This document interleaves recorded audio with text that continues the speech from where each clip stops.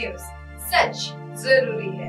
दर्शकों नमस्कार, मैं हूं आपके साथ रोशनी और ये है MNS न्यूज नेटवर्क और आप देख रहे हैं MNS न्यूज टीवी। आइए देखते हैं आज की कुछ खास खबरें। बीड़ जिले में बेमौसम बारिश से 10 पशुओं और 1 किसान की मौत। बीड़ में बेमौसम बारिश ने कहर ढाया हुआ है। लोग एक तालुका के बिजली गिरने से 4 बैल और 1 बकरी की मौत हो गई है और वह पाटोदा तालुका के वह तंबर राजूरी और बिजली गिरने से 1 गाय और 1 बकरी की मौत बताई जा रही है। वहीं बीड़ तालुका तिप्पड़वाड़ी में बिजली गिरने से 2 सांडों की भी मौत हो गई है और बस वह बेमौसम बारिश से करीब 10 पशुओं की मौत बताई जा रही है।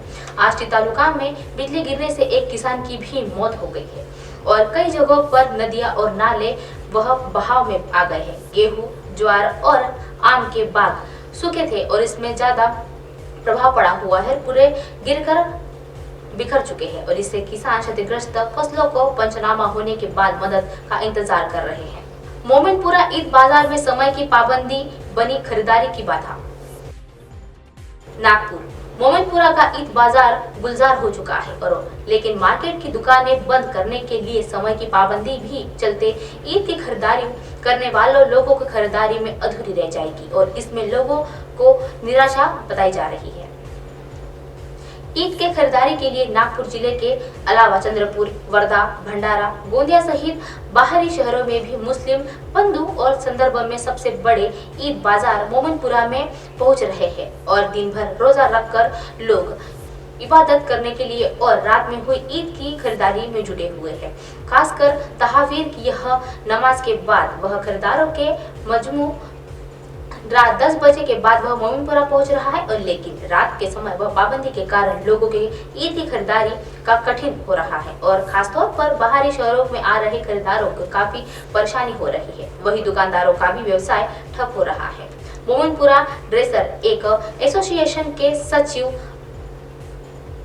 अमजद हुसैन ने कहा है कि वह रमजान महीना आधा बीत चुका है और पुलिस आयुक्त ने मिलकर कई समय की पाबंदी को छूट देने की मांग की है, लेकिन अब तक कोई राहत नहीं मिली है। उन्होंने कहा है कि सरकार को इस तरह ध्यान देना चाहिए और रमजान के वह दूर दूर से जो खरीदारी आ रहे हैं उनके मोमिनपुरा पहुंच रहे हैं और उन दिन में लोग रोजा रखते हैं और इसीलिए रात में वह खरीदारी करने के लिए बाहर आते हैं, लेकिन समय कम होने के कारण लोग खरीदारी नहीं कर पा रहे हैं। वहीं रमजान के ईद बाजार से करोड़ों रुपए का व्यवसाय होता है, लेकिन कारोबारी का नुकसान झेलने को मिल रहा है। पुलिस आयुक्त ने किया था आश्वासन, आधा रमजान खत्म हो चुका है, खरीदारों की भीड़ मोमिनपुरा में उमड़ रही है, लेकिन नियम वह अनुसार यह समय की पाबंदी के चलते पुलिस कर्मचारी नाकाबंदी कर रहे हैं और ऐसे में लोग खरीदारी करे बिना वापस जा रहे हैं और जबकि पुलिस आयुक्त ने वह स्थानीय दुकानदारों के साथ हुई बैठक में सही कर्म मौके पर दुकानदारों को रमजान के समय में पाबंदी में छूट देने पर विचार करने की बात रहकर आश्वासन दिया था, लेकिन अब तक इस तरफ कोई भी आदेश जारी नहीं किया गया है। वही दुकानदारों का आरोप है कि वह रमजान में भी छूट नहीं दे जा रही है और उल्टा पुलिस कर्मियों ने वह रवैया अच्छा नहीं है और डंडे से मारकर लोगों को खदेड़ा भी जा रहा है। लाखों गरीबों को रोटी देता है तेंदुफल। भले ही आम फलों का राजा है, लेकिन इससे पेड़ की धार्मिक व सांस्कृतिक महत्वता सर्वोच्च हो और भले ही सेब का पेड़ अपने मालिकों को उनकी फसल से मालामाल कर देता है, लेकिन यह तमाम फलदान वृक्ष गरीबों के लिए भी उनके फायदेमंद नहीं है जितना उत्तर प्रदेश के बुंदेलखंड वह विंध्याचल, मध्य प्रदेश, छत्तीसगढ़, उड़ीसा, झारखंड और महाराष्ट्र जैसे जंगलों में पाया जाने वाला तेंदू का फल पेड़ है और जहां तेंदू यह कहीं उसे केंदू नाम से भी पुकारा जाता है और पेड़ लाखों गरीबों को मीठा, गूदेदार और स्वादिष्ट फल देता है, उसे जीने के लिए रोटी और मुहैया कराता है और इसलिए इसे गरीब का परिजात का एक और क्षतिग्रस्त फल माना जाता है। और सबसे बड़ी बात तो ये है कि तेंदू का पेड़ बिना लगाए अपने आप ही उग जाता है और यह भारत, श्रीलंका, अमेरिका, जापान सहित दुनिया भर में करीब 53 देशों में पाया जाता है। भारत और श्रीलंका के यह आमतौर पर बिना लगाए स्वतः ही जंगलों में उग जाता है और मगर चीकू उसकी हिंदुस्तानी में बहुत ज्यादा कारोबार महत्व है और इसीलिए इस जंगलों में सरकारों से लेकर माफिया तक अपनी अपनी तरह का पराहराते हैं। तेंदू में हरे और काफी बड़े पत्तों की है।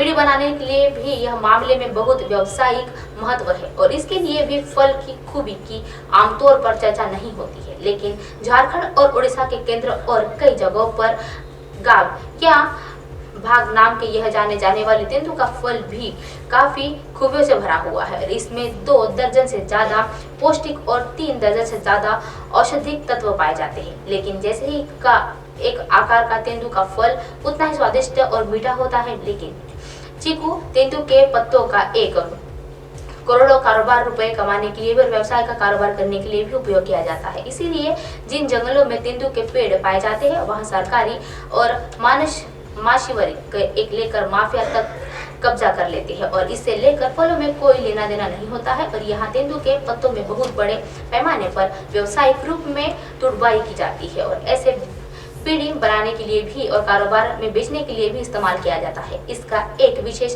किस्म है कि सिगार बनाने के लिए भी इस्तेमाल किया जाता है। अगर तेंदू के पेड़ की ऐतिहासिकता है, तेंदू के पेड़ की ऐतिहासिकता की बात करें तो यह इसमें औषधि गुणों के कारण इसका जिक्र चरक और में भी किया जाता है। और मुगानो तथा अंग्रेजों के जमाने में भी तेंदू की लकड़ी का एक इस्तेमाल किया जाता था। इसमें इस 18 से 155 मीटर की तक ऊंचे और शाखा में परखाड़ा युक्त इसे इस्तेमाल किया जाता है।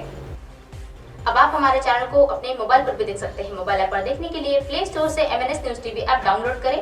इंस्टा, लिंक, ट्विटर, हाइक्यू, फेसबुक और कई सोशल मीडिया के प्लेटफॉर्म पर हमारा चैनल उपलब्ध है। आप इसे यूट्यूब पर भी देख सकते हैं। आप हमारे चैनल को लाइव भी देख सकते हैं www.mnsnewstv.com पर। फिलहाल वक्त तो चला है दर्शकों ब्रेक का। ब्रेक से लौटने के बाद देखिएगा देश और दुनिया की तमाम खबरें। बने रहिए MNS न्यूज पर। नमस्कार।